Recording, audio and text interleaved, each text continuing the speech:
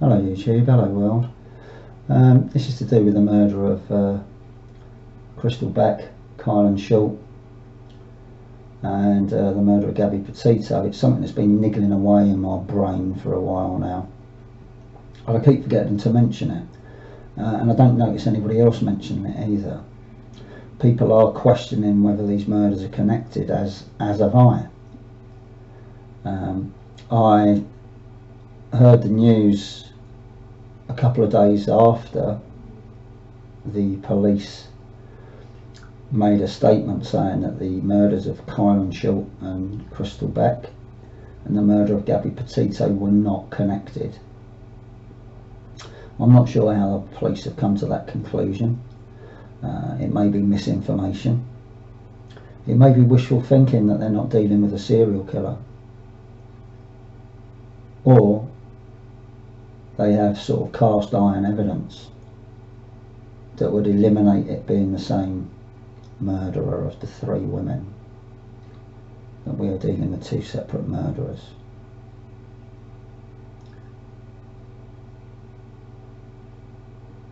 Who've both got it into their head in a short period of time in the same area to kill women who are camping out in the wilds. But the weirdest connection for me is the fact that the murderer or murderers of both the murderer of Gabby Petito and the murderer of Kylen Schulte and Crystal Beck have made no attempt whatsoever to hide the bodies. This seems incredibly strange to me. And what's stranger is that these murders were committed out in the wild, where there would be thousands of places to hide a body or bury a body, and perhaps those bodies would never be found, or it may take a very long time to find those bodies. And yet we're saying that two killers who've killed women who are out camping in the same area in the United States of America, two separate killers, have just decided to leave the bodies out in the open to be discovered.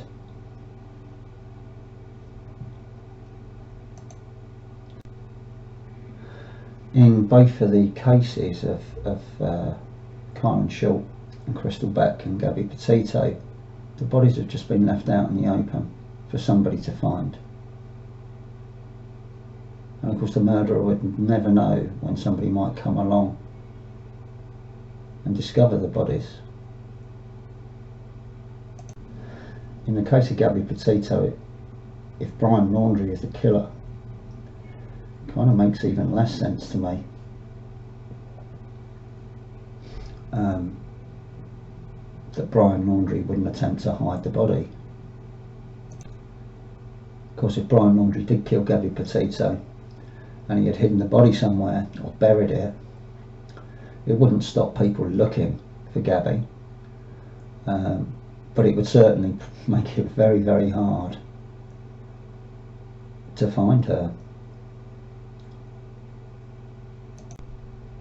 And without a body it gets very difficult to convict people unless they're of course witnesses or they discover forensic evidence somewhere.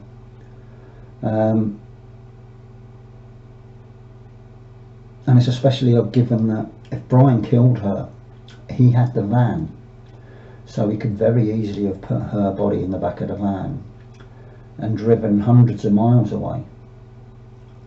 He could have driven a very long way away from the national park. I mean, they just spent months visiting very secluded areas where people don't go very often, and they must have found fairly deep holes in between two close-fitting rocks, but enough gap between the rocks to slip a very small Gabby Petito into, where she may never be discovered. Or we could have buried her somewhere out in the middle of nowhere, hundreds of miles away from where she was last seen. and it would have made it very difficult to find her.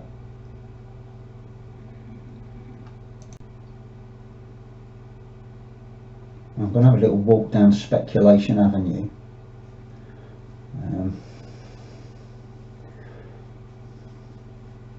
Try not to twist things too much. But you would imagine, or at least I imagine, that the murders of two young women, that of Crystal and Kylen, who were van lifers, killed out in the wilderness somewhere, very close to where Gabby Petito was, you might think that Gabby Petito had heard something about these murders. I mean, what we're told is that Brian Laundrie flew home to Florida on the 17th of August, the day before Crystal and Kylen were found, leaving Gabby on her own, I think till the 23rd of August, so for 6 days she was left on her own, out in the wilds on her own. I don't know what the van life community is like. I would imagine Gabby would have been going and doing a bit of food shopping and stuff like that, and perhaps chatting to other van lifers. In those 6 days, did she not hear about the murders of Crystal and Kylen?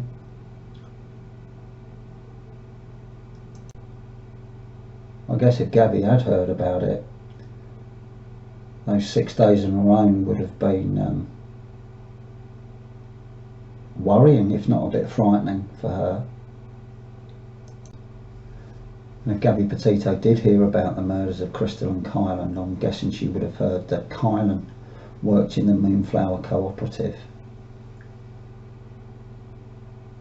Gabby may have even known Kylen a little bit.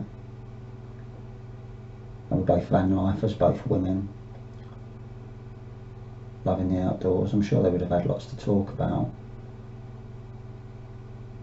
But apparently Gabby and Brian spent most of the day in the Moonflower Cooperative on the 12th of August, the day that they were split up, and Brian was put in the Bowen Motel, not very far away from Woody's Tavern and Moonflower Cooperative.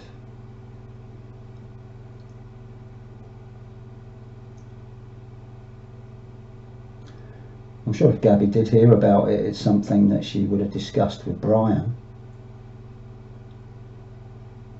And if Brian was the murderer of Kylen and Crystal, I'm wondering how that might have been received by him. Let's say Brian's the murderer of both Kylen, Crystal and Gabby.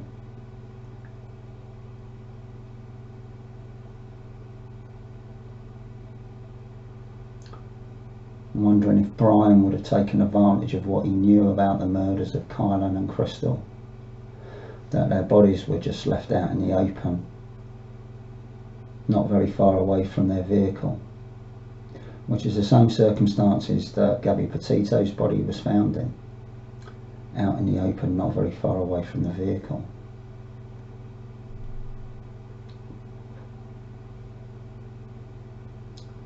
That's another similarity between the murders of Kylen and Crystal and Gabby Petito.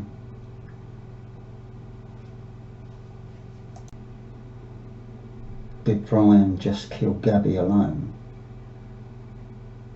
but used what information he knew about the murder of Kylen and Crystal to replicate Gabby's body being found out in the open away from the vehicle in the same way that Kylen and Crystal were found? I don't know. Speculating. But it just seems very incredibly odd to me that there are murders that are unconnected, allegedly committed by different murderers, that have these things in common. Anyway, I just wanted to share that. I don't want to waste people's time with lots of unnecessary details, but it's what I'm thinking about. Thanks very much.